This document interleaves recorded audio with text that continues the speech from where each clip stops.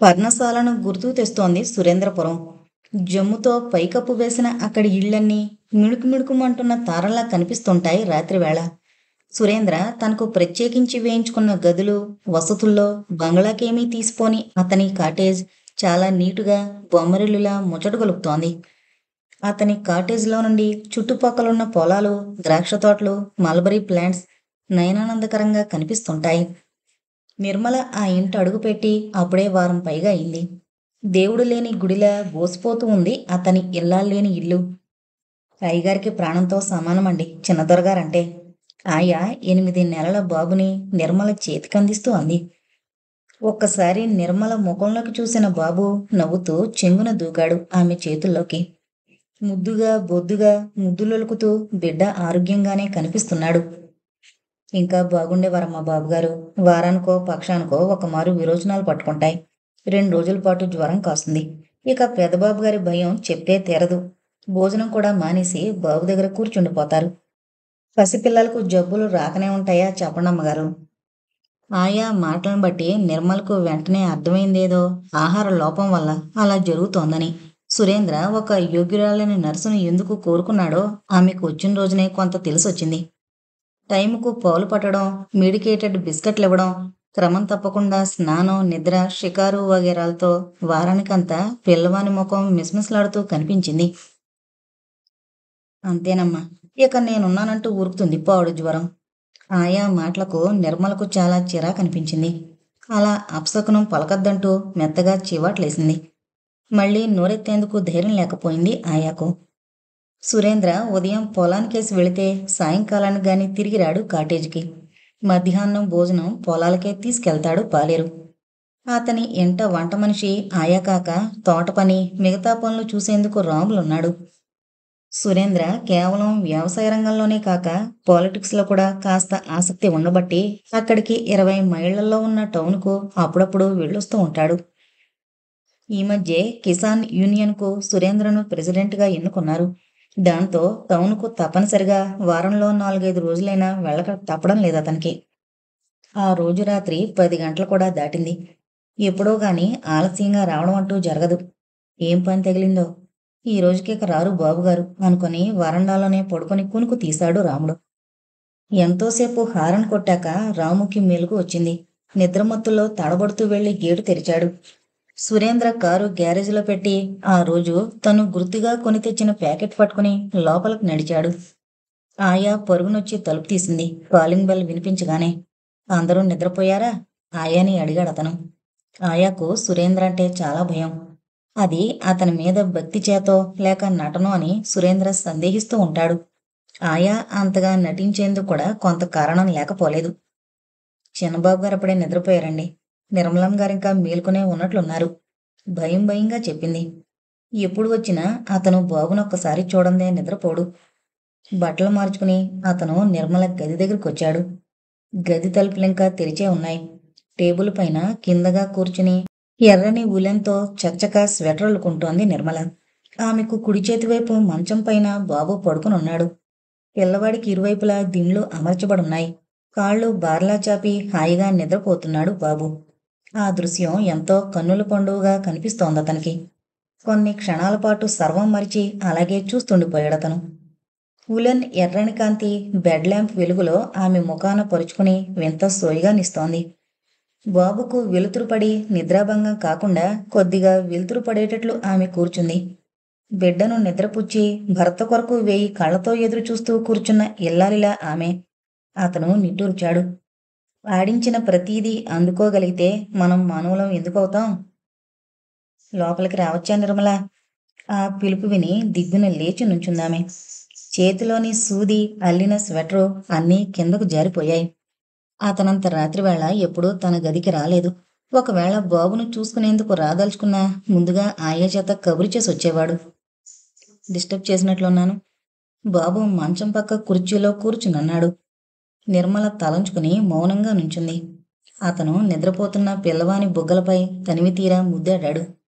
పిల్లవాడు నిద్రలోనే చిరాగ్గా ముఖం చిట్లించి బోసినవ్వు నవ్వాడు. నిర్మల ఏదో చెప్పబోయి ఆగిపోయింది.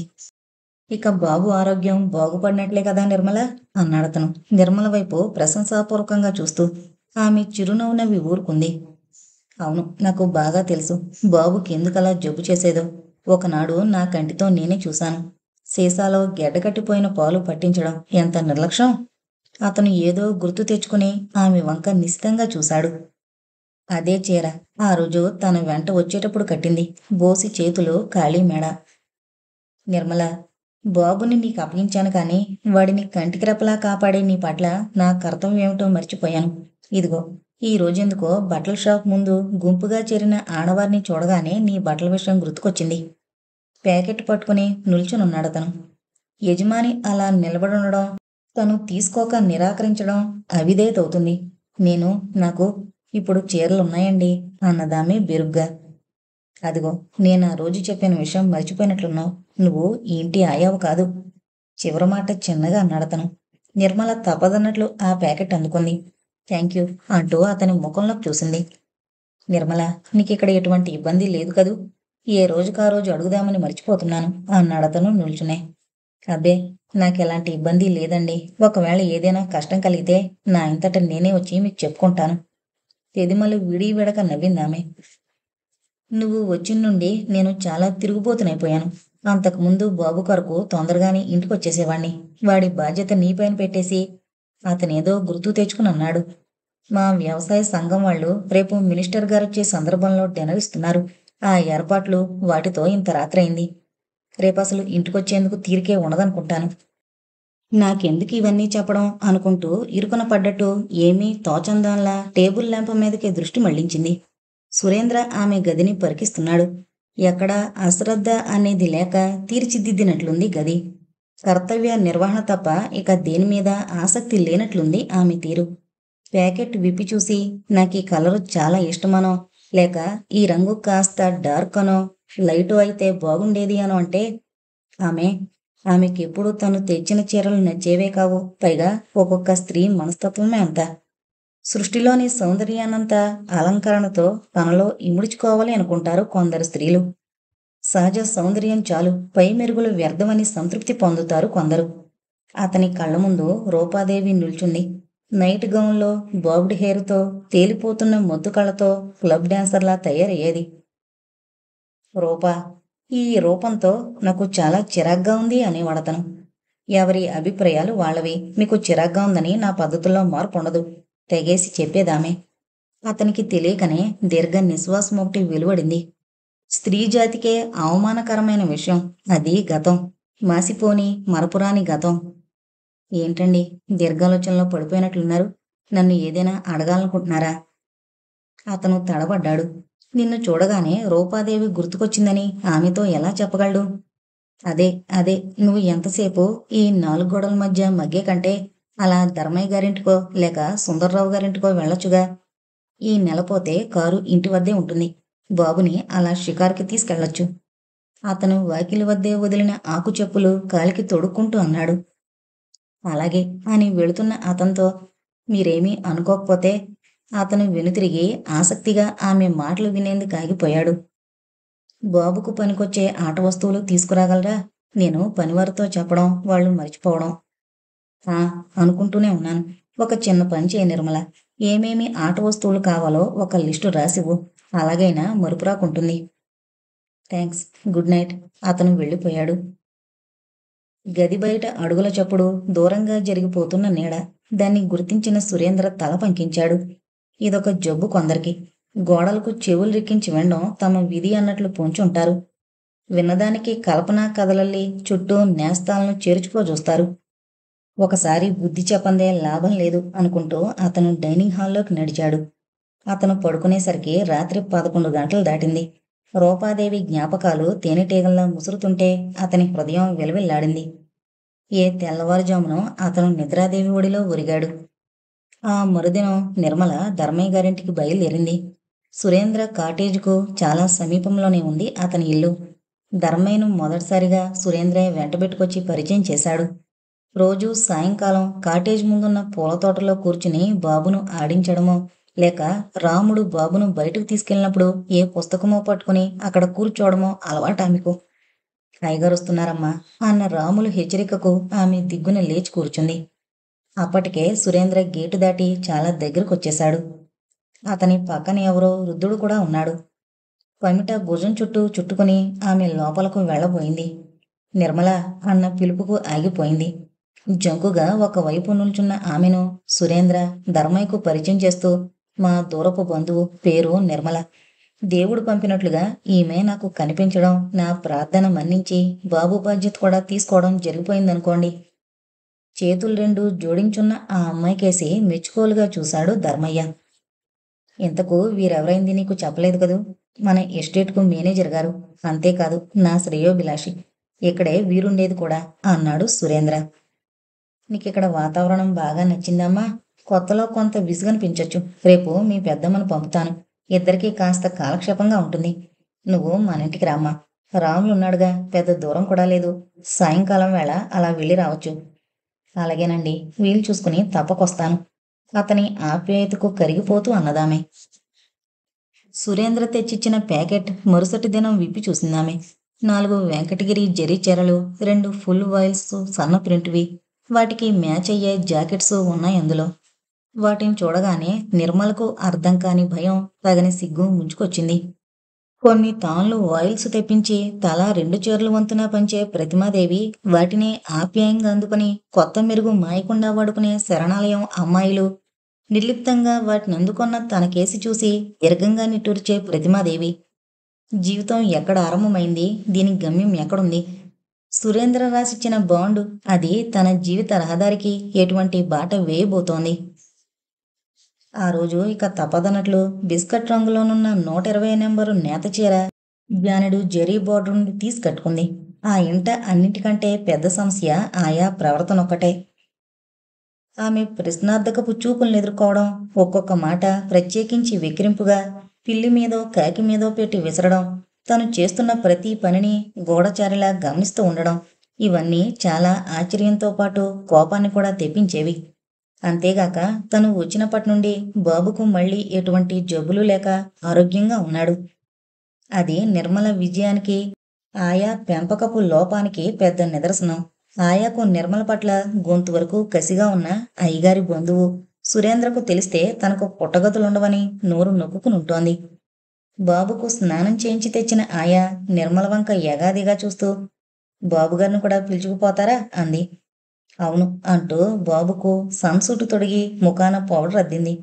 సాక్సు తొడుగుతుండగా నిర్మలకు దొరకక తప్పటడుగులతో రూమంతా కలి తిరగసాగాడు బాబు. బాబూ అన్న పిలుపుకు బెదురుతూ దగ్గరకొచ్చి బూటు ఆమె చేతికందించి నవ్వుతూ నిల్చున్నాడు. బాబుని ఎత్తుకుని హృదయానికి గాఢంగా హత్తుకుందామె. ఏదో తీయని భావం శరీరాన్నంతా వశపరుచుకోగా సర్వం మరిచిపోయిందామె. పసివాడి నున్నని చెంపలు ఆమె చెంపలు రాసుకుంటున్నాయి. ఎదమీద వాలిన ఆ శరీరపు స్పర్శ స్త్రీ సహజమైన మాతృత్వపు కోరికను రెచ్చగొట్టింది. తను తల్లి, మరి తండ్రి? పిచ్చి ఆలోచన. తనలో తానే సిగ్గుపడింది. పసివాణ్ణి తనివితీరా ముద్దాడి బూటు తొడిగి బయటకొచ్చింది. వాడిని సాగనంపేందుకు వీధి వాకిలి వరకు వచ్చిన ఆయా, అమ్మగారు తొందరగా వచ్చేయండి, ఆవిడగారు రానివ్వరు, త్వరగా మీరే తెముల్చుకుని రావాలి అంది. నిర్మల ఆమె మాటలు వినిపించుకోనట్లే రాములతో ధర్మయ్య గారి ఇంటివైపు నడిచింది. కొత్త చీరతో నగలు ఏమీ లేకపోయినా హుందాగా రాణిలా నడిచిపోతున్న నిర్మల వంక అక్కసుగా చూస్తుండిపోయిందామె. ఆవిడ గారి సలహా ఏంటమ్మా మీకు? పెద్దమ్మగారికి ఎట్టాగే బోడి సలహాలు ఇస్తుండేది. ఆవిడ్ని నమ్మినోరు దగా పడతారు. రాములు దొరికిన అవకాశాన్ని వదులుకోక మనసులో మాట వ్యక్తపరిచాడు. వాడు ఆయా బద్ధశత్రువులు, కాని అటు భృతి కోసం ఇటు యజమాని భయంతో కుక్కిన పేలల్లా పడుంటారు. సురేంద్ర జీవితంలో ప్రవేశించిన ఆ రూపాదేవి ఎవరు? ఇప్పుడు ఎక్కడుంది? ఎవరినైనా అడిగి తెలుసుకోవాలన్న బలమైన కోరికను అణిచేసుకుంది నిర్మల. సురేంద్ర దూరపు బంధువుల పరిచయం గావింపబడిన తను రూపాదేవి చరిత్రను ఎరగదంటే అదో చిక్కు ప్రశ్న. అసలు అమ్మగారిదే తప్పండి. అన్నీ ఎరిగిన మీకు నేను చెప్పేదేట్లండి? అయ్యగారిని చూసినప్పుడంతా కడుపు తొరుకుపోద్ది. తప్పు ఎవరిదైనా మనం న్యాయంగా మాట్లాడాలి కదమ్మా. రాములేదో చెప్తూనే ఉన్నాడు దారి పొడుగున.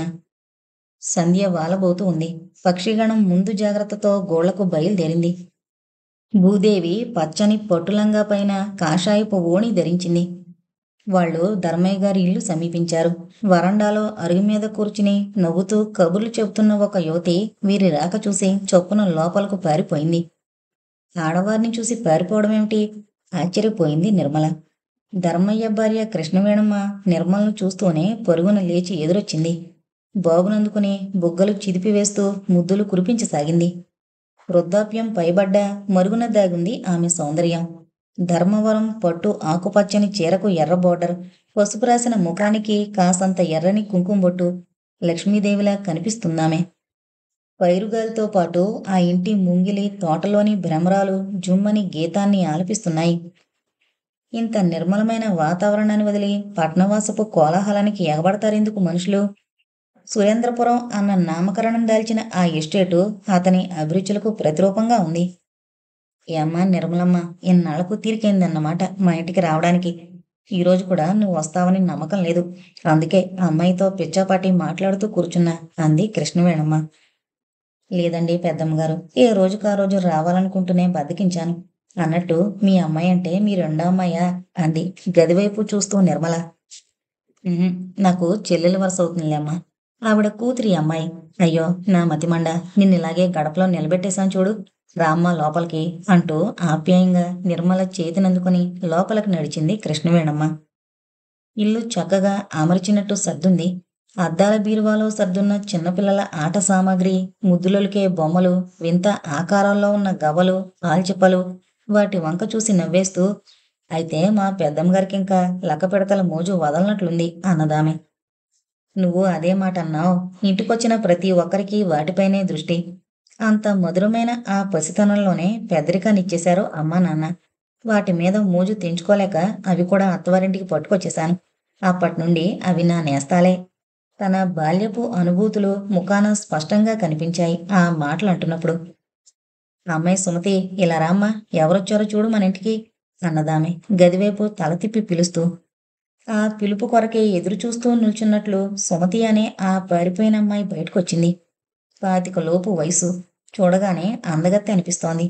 ఒంటి ముత్యంతో ఉన్న చెవిదిద్దులు చెవులను కూడా కప్పిన వెంట్రుకల మధ్య నుండి తెల్లగా మెరిసిపోతున్నాయి.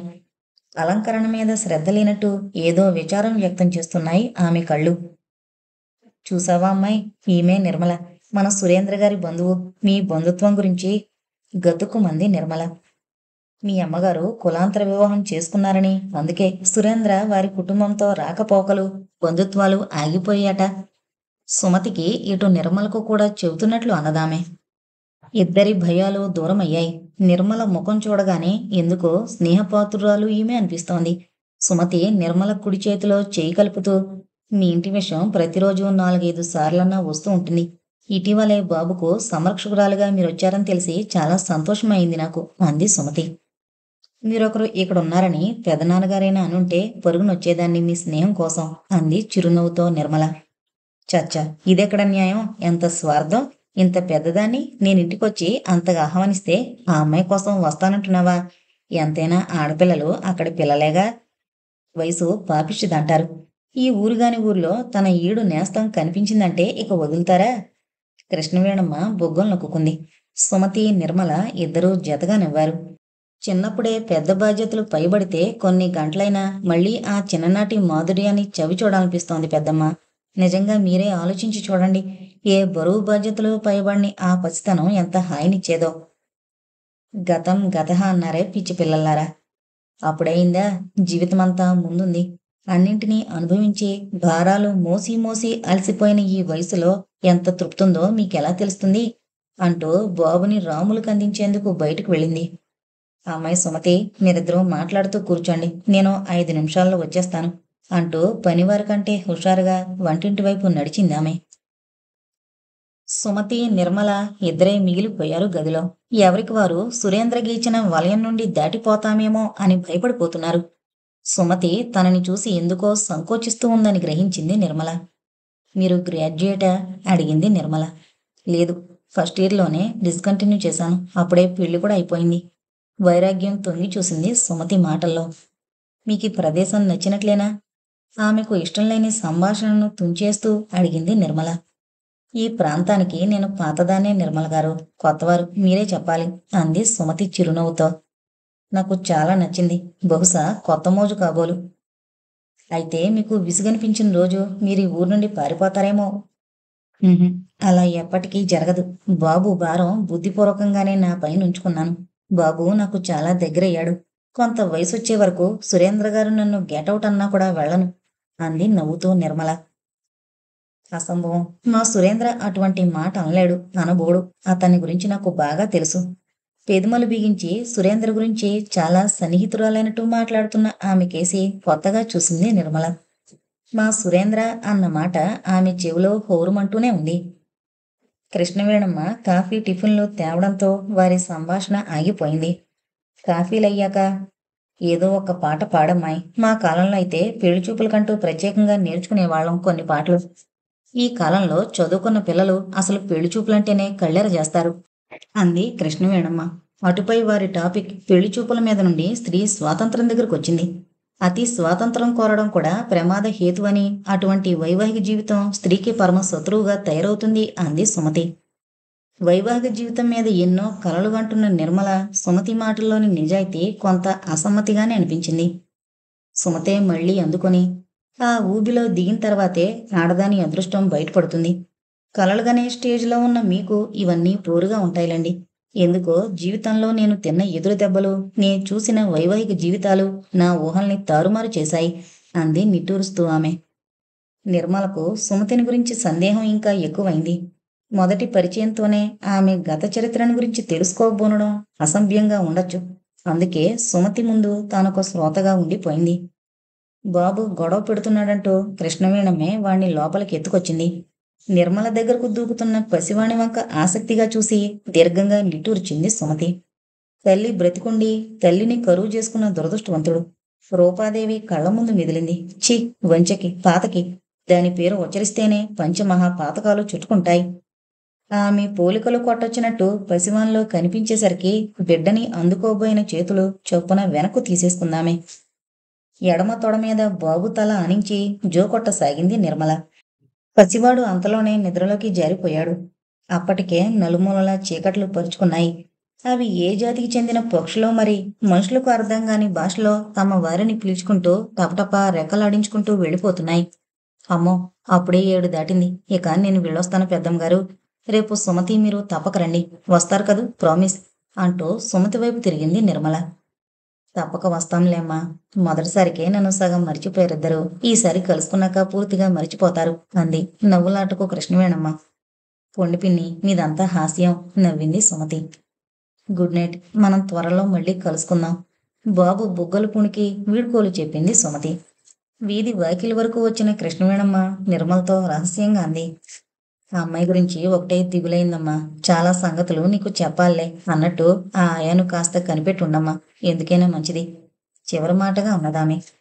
ఇంటికి తిరిగొచ్చాక కూడా సుమతి అనుభవజ్ఞురాలిగా చెప్పిన ఆ మాటలు మా సురేంద్ర అంటూ అతని తరపున వకాల్తా పుచ్చుకోవడం, ఏదో చెప్పబోయి వెంటనే తడబడ్డం చాలా ఆశ్చర్యంగా ఉంది ఆమె వైఖరి.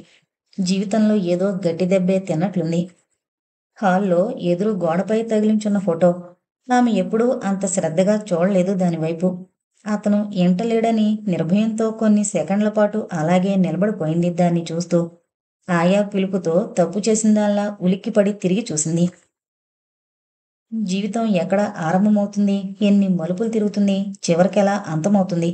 కాలగమనంలో ఎన్ని జీవితాలు రథచక్రాల కింద నలుగుతూ విసిగి వేసారి చలనం మానలేనట్లు కదిలిపోతూనే ఉంటాయి. పగటిని తోసివేసి రేయి ప్రవేశించింది. నక్షత్ర సముదాయాన్ని మింగేస్తూ నల్లని రాకాసుల వంటి మేఘాలు అలుముకుపోతున్నాయి. కరాళ కాలరాత్రిని చూసి జీవకోటి భీతిల్లి గుట్టుచప్పుడు కాక తమ తమ గోళ్లలో నక్కింది. రాత్రి 12 గంటలు కొట్టడం స్పష్టంగా వినిపించింది నిర్మల గదిలోకి. చెదపురుగుల్లా ఆలోచన పరంపరలో ఆమె నిద్రకు దూరమైంది.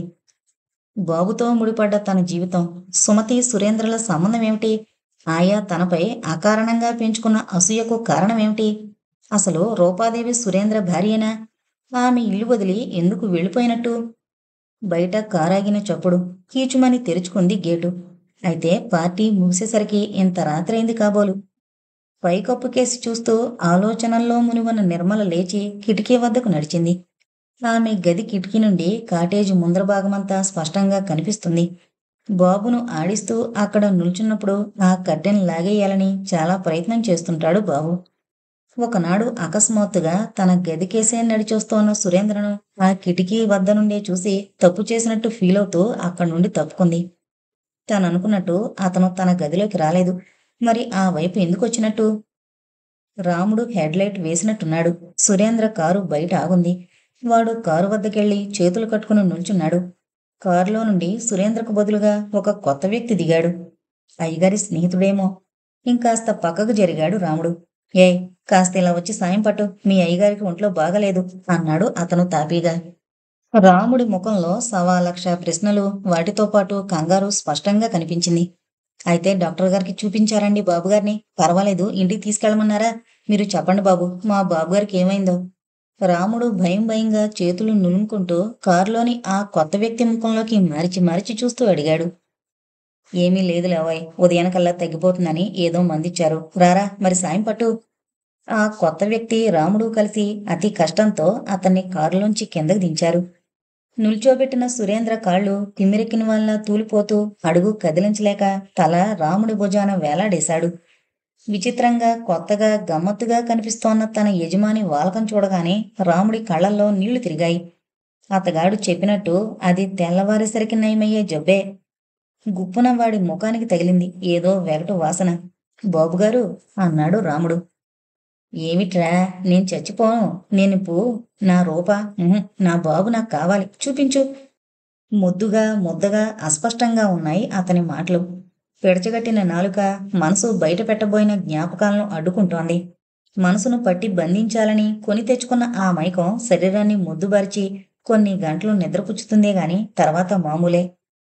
సురేంద్ర చేతులను వారిద్దరూ చెరోవైపు నిల్చుని తమ భుజాల మీద ఆనించుకున్నారు.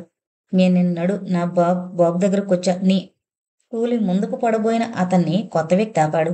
తనకు తెలియని కొత్త లోకాన్ని వెతుక్కుంటూ పోయిన పాత లోకాన్ని మరిచిపోలేని అతన్ని ఇద్దరూ కలిసి లోపలకు చేర్చారు. కిటికీ చెంత నిల్చుని ఆ దృశ్యాన్ని చూస్తున్న నిర్మల అచేతనంగా నిలబడిపోయింది. మొదట జిల్లుమని చేతులకు తగులుకున్న కిటికీ చువ్వలు ఆమె శరీరపు వేడికి వెచ్చబడ్డాయి. ఆమె కళ్ళల్లో నీళ్లు నిలిచాయి.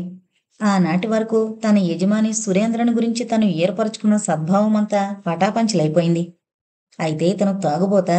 ఒక్క తాగుడే కాదు, దాని వెంబడే మిగిలిన అవలక్షణాలు కూడా ఉండుంటాయి. హే రామ్, నన్ను తెచ్చి ఈ తాగుబోతి అంటూ వదిలావా? భవిష్యత్తు మీద దురాశతో నిశ్చింతగా గడుపుతున్న ఆ ఆశ్రమ జీవితంలో నుంచి ఈ ఊబిలోకొచ్చి పడ్డాను. బాబు ఎందుకో ఉలిక్కి పడ్డాడు. ఆమె జోకొడుతూ వాడి పక్కన కూర్చుంది. అమ్మను కరువు చేసుకున్న నువ్వు తండ్రి ప్రేమ కూడా నోచుకోవా బాబూ? చెమ్మగిల్లిన కళ్ళతో బాబు ముఖం మీద కొంగి నుదుటిపైన వెంట్రుకలను సవరించసాగింది. ఆమె చేతి స్పర్శకు పిల్లవాడు కళ్ళు తెరిచాడు. నిర్మల ముఖంలో చూసి భయం తొలగిన వాళ్ళ మళ్ళీ కళ్ళు మూసుకున్నాడు. పిచ్చి, అటువంటి అల్పుణ్ణి తను ఎంతో ఉన్నతునిగా ఊహించుకుంది. అతను తెచ్చిన చీరలు ఆప్యాయంగా అందుకుంది. వాటిని కట్టుకుంది. తన మీద తనకే అసహ్యం వేసింది ఆమెకు. సురేంద్ర అనే అతగాడి ముఖం చస్తే చూడకూడదింక. తన ఇంట ఒక ఆయ. అతని నడవడికతో తనకు సంబంధం లేదు.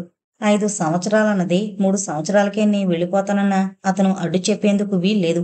అయితే 3 సంవత్సరాలు ఒక తాగుబోతింట. స్వేచ్ఛావాయువులు పీల్చుకోదలుచుకుని సురేంద్ర ఎస్టేట్లో ప్రవేశించిన నిర్మలకు ఆ చిన్న ఘట్టం ఒక్కటే ఆమె జీవితాన్ని చక్రబంధంలో బిగించేసినట్లు, ఆ ఉక్కు చట్రాల నుంచి తనకిక విముక్తి లేదన్నట్లు ఆమె కర్తవ్యం తోచందాల్లా విలపించసాగింది. సురేంద్ర గదిలో నుండి పెద్దగా మూలుగు వినిపించింది. అయ్యగారు, ఆదుర్దాగా పిలుస్తున్న రాముడి గొంతు. అతనేదో అడుగుతున్నట్టుంది. మళ్ళీ కొద్దిసేపు మౌనం. ఏదో తలచుకొని నిర్మల వణికిపోయింది. బాబును చూడాలన్న నెపంతో తన గదిలోకొస్తే ఆమె గట్టిగా గడియ బిగించి పెట్టొచ్చి తన పక్క మీద కూలబడింది.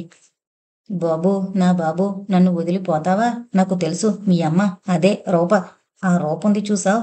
నేను గనక ఆమెను క్షమించి వదిలేశాను. ఆ రూప ఎదుట మనిషితో మాట్లాడినంత స్పష్టంగా ఉన్నాయి ఈసారి అతని మాటలు. రాముడు వంగి అతని ముఖంలోకి చూశాడు. అతను నిద్రావస్థలో ఉన్నాడో లేక మేల్కొనే ఉన్నాడో వాడికి అర్థం కాలేదు. భయం, బాధ, సుఖం, తృప్తి అన్నీ కొన్ని గంటల లోపల అనుభవించేసి ఆ స్వర్గం నుండి మామూలు ప్రపంచంలోకి జారిపోతాడు మనిషి. మళ్ళీ అదే అసంతృప్తి, ఆవేదన, ఆరాటం, పొందలేని వస్తువును అందుకోవాలన్న ఆతృత. అర్థం కాని బలహీనత మనిషిని వ్యసనానికి బానిసగా చేస్తుంది. అందులోనే స్వర్గసుఖం, అందులోనే తదాత్మ్యం. చివరకు మిగిలేది తనుగా తెరిచుంచుకున్న నరక ద్వారాలు. అమ్మగారు, అమ్మగారు! తలుపుపై మెల్లగా తట్టిన చప్పుడు. నిర్మల గుండెలు ఆగిపోయాయి. ఇప్పుడెలా? రాముడు బాబు కోసం వచ్చుండొచ్చు. అతను ఒళ్ళు తెలియని స్థితిలో బాబుని ఏమైనా చేస్తే? అమ్మగారు, నేను రాముణ్ణి. నిర్మల ధైర్యం తెచ్చుకుని లేచి తలుపు తెరిచింది. వాడు భయపడుతూనే అటు ఇటు చూసి లోపలికొచ్చాడు. వాడెందుకలా భయపడుతున్నాడో నిర్మలకు అర్థం కాలేదు. చూసారా అమ్మగారు, అయ్యగారు ఎంత పనిచేశారో? రహస్యంగా పలికాడు. నిర్మల ఏమీ ఎరుగందాన్లా ఏం జరిగింది రాముడు అంది. అయ్యగారు ఒళ్ళు తెలియకుండా తాగొచ్చారమ్మా. నేనెరిగి అయ్యగారెప్పుడూ తాగలేదు. ఈనాడు ఈ బుద్ధి ఎందుకు పుట్టిందో మరి. తన యజమాని మీద లేని దోషాన్ని ఆపాదించలేకున్నాడు వాడు. నువ్వు నిజమే చెప్తున్నావా రాముడు? మీ అయ్యగారి గురించి నీకు బాగా తెలుసా? సందేహంగా అడిగిందామె. అమ్మా అమ్మా, దేవుడి మీద ప్రమాణం చేసి చెబుతా. మా అయ్యగారు పసిబిడ్డలాంటోరు. ఆ మాతల్లి లాంటోళ్ళు అయ్యగారి దొడ్డబుద్ధిని గ్రహించుకోలేకపోయారు గాని ధర్మప్రభువులమ్మా. ఈరోజు ఏ బలహీనతకి తలగ్గారో అయ్యా. రాముడి కళ్ళల్లో తేమ స్పష్టంగా కనిపించింది క్రీనీడలో. వంట మనిషి ఆయా లేవలేదు కదూ? ఎవరూ లేవలేదమ్మా. ఆ కొత్తాయనకి అయ్యగారు పడుకునే హాల్లో బెడ్డ పరిచాను. అయ్యగారికేమో గదిలో వేశాను. మంచి పని చేశావు. ఈ విషయం ఎవరితోనూ అనబోకు. అలాగేనమ్మా, ప్రాణం పోయినా చెప్పను. సురేంద్ర గదిలో నుండి పెద్ద మూలుగు, దాంతోపాటు రాముడు అన్న పిలుపు వినిపించగా ఒక్క పరుగున వెళ్ళిపోయాడతను. నిర్మల తలుపు గడియ వేసొచ్చి పడుకుంది. గుండెల మీద కుడిచేయి వేసుకుని పైకప్పు కేసి చూస్తూ చాలాసేపటి వరకు ఆలోచనలో మునిగిపోయింది. రూపా, నా రూపా ఎక్కడ? పో, నువ్వు వెళ్ళిపో. నీ ముఖం చూపకు. గెటౌట్. బాబు, నా బాబు. ఈ లోకంలో నువ్వు నేను మనకెవరున్నారు? ఎవరూ లేరు. నేను మగతగా కన్ను మూసిన నిర్మల ఉలిక్కిపడి లేచి కూర్చుంది. మనిషి నిజరూపం బయటపడేందుకు ఇటువంటి పరిస్థితులు సహకరిస్తాయి. నిద్రావస్థలో కూడా మరిచిపోలేని ఆ రూప శశికందను కూడా పరిత్యజించి వెళ్ళిపోయింది. ఆమె స్త్రీయేనా? కృష్ణవేణుమ ద్వారానే అతని కథంతా వినాలి. ఎక్కడో కోడికోత వినిపించింది. గదిలో నుండి మాటలు ఏడుపులు ఆగిపోయాయి. గోడ గడియారం 4 గంటలు కొట్టింది. ఆమె కళ్ళు నిద్రలేమికి మంటలెత్తుతున్నాయి. లేచి కిటికీ దగ్గరకొచ్చి నిల్చుంది.